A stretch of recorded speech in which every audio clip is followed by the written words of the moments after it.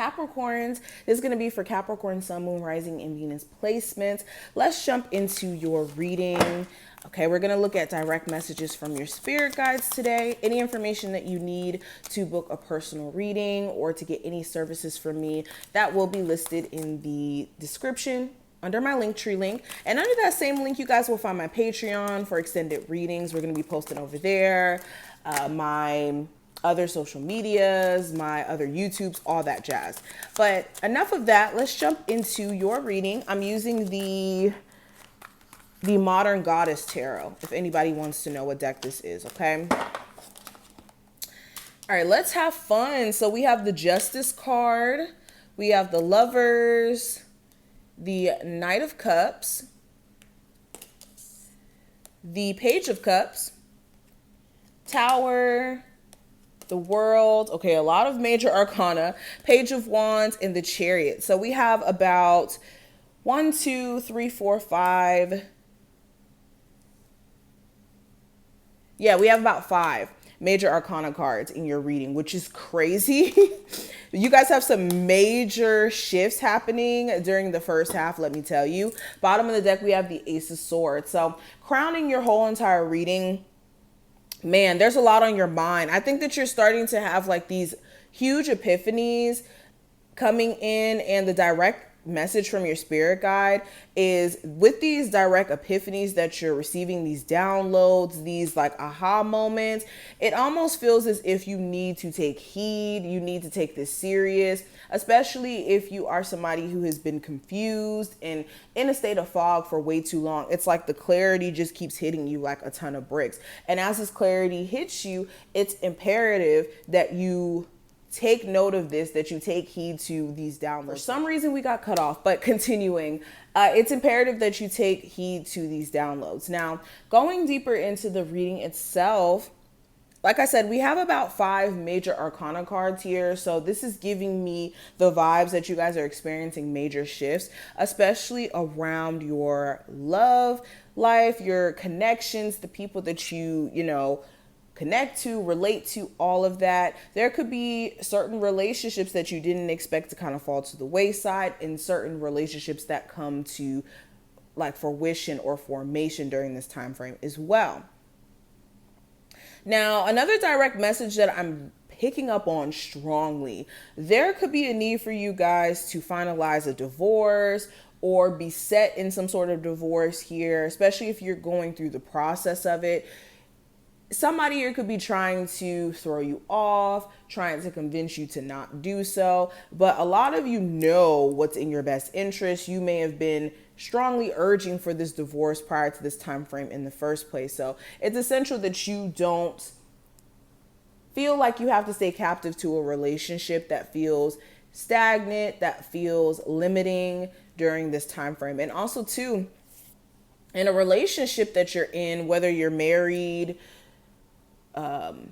living together, just in a relationship, there's a need for compromise.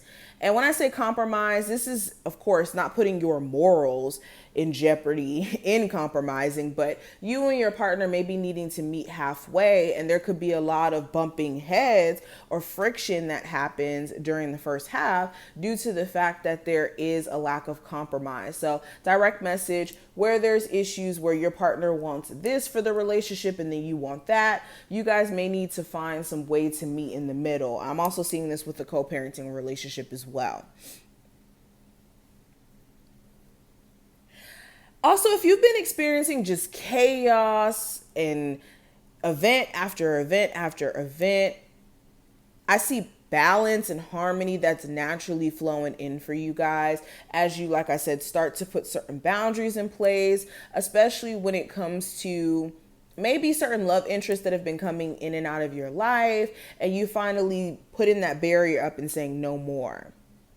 Okay, especially with the Knight of Cups and the Page of Cups, you're going to start to see a Cancer, Pisces, or Scorpio individual who could be very immature, very moody, love bomby type of individual. And when I say love bomby, that's like a weird way to say it, but the type of person to love bomb, the type of person to emotionally dump onto you and make you feel as if you have to like feed into it. You're going to start to see this from a mile away when this person does it. And it's almost going to disgust you by this person doing this or gaslighting you in a sense as well. Okay. And it doesn't just have to be a water sign. It just describes somebody who could be the type to where they love bomb and they feed all these like stories of what things could be, and they, you know, just get into your head. I also feel like, or not feel, what I'm sensing, some of my Capricorns have a financial opportunity that if you're not careful, you could literally pass up on.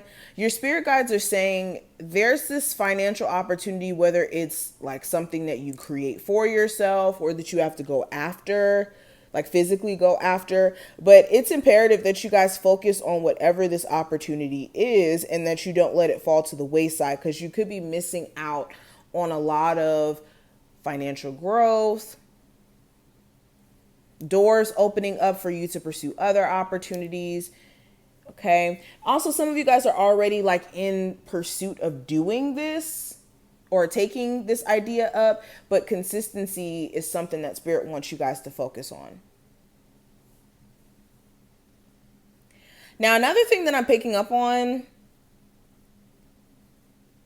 especially with the Tower and the World card right next to it, if you've recently experienced some sort of misfortune or like event that took place that just completely shook up your perspective, may have shaken up certain relationships around you, like, or you even experiencing like the after effects of some sort of Tower event that may have transpired like over the last couple of weeks, understand that a lot is wrapping up in connection to this Tower moment, this Tower event. Okay. And this is for your highest good. Even though it may not be making sense how things are playing out, trust me, it will make sense down the road. Okay. Spirit is also saying you need to light that fire again, that like get in tune with your sense of motivation, or tapping into a level of resilience as well. With this Page of Wands, it just feels like you guys may have slightly lost yourself in terms of your creative endeavors or your hobbies even. So if you find yourself just being too caught up in life and its seriousness and just feeling overwhelmed, make sure that you're putting yourself in the flow of nature, or like spending more time doing the things that you love. That may benefit your mental health a lot actually during this time frame. But let's pull some more cards.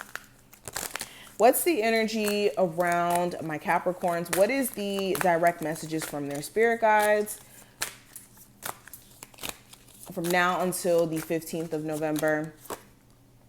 Listen to the wisdom of your intuition. Your inner voice is the best friend I read that correctly. Your inner voice is the best friend you will ever have. Seek answers from deep within rather than just going through your intellect, which is true. Some of you guys need to tap more into your intuition, or know that your intuition has been screaming at you about certain things in your life for a minute now. And the more that you ignore it, the more that your intuition is going to keep screaming at you and confirming that your intuition is right. So during this first half, if there's red flags and moments where you're like, oh my God, I can't ignore this, listen to that intuitive nudge. We also have quiet your mind. Overthinking a problem is not the key to any door. Take a few breaths to stay in your inner chatter, or to still your inner chatter. Let yourself just be for a while. So you could have a very overactive mind during this time frame. Like I said, I was already picking that up with the Ace of Swords. Your mind could just be running a mile a minute, and you really want to come back to self. I wouldn't even just say meditation is the key. I would say that you guys may be needing to literally immerse yourself in your creative hobbies. Maybe allow yourself to write your thoughts down and get an understanding as to what type of thoughts you're thinking. Are you thinking thoughts that are invalid, that are more so out of paranoia or fear, or are these thoughts about things that you can't ignore? So writing your thoughts out, keeping a journal period during this time frame is going to benefit you, okay? All right, final message for my Capricorns. What's the final message for them? So we have the 6 of Spades. So let me read this to you guys really quick. Okay. So this card represents a natural ending that leads to a new beginning. This is relief that a difficult situation is over or about to end. Also, as one door closes, another one opens. So keep your faith and hopes in a brighter future. And let me read this paragraph to you guys. Something in your life is over and it's time to say goodbye. This could be a partnership that has run out of steam or has reached a natural ending. It might be a business relationship that was only ever going to be short term, or a connection with someone that has always been a struggle. You might even feel relieved that it has come to an end. Alternatively, this card describes a change of job, a house move, or the completion of a major project before moving on to the next. The overriding message of the 6 of Spades is that although one door is closing in your life, another one will soon open, so don't despair.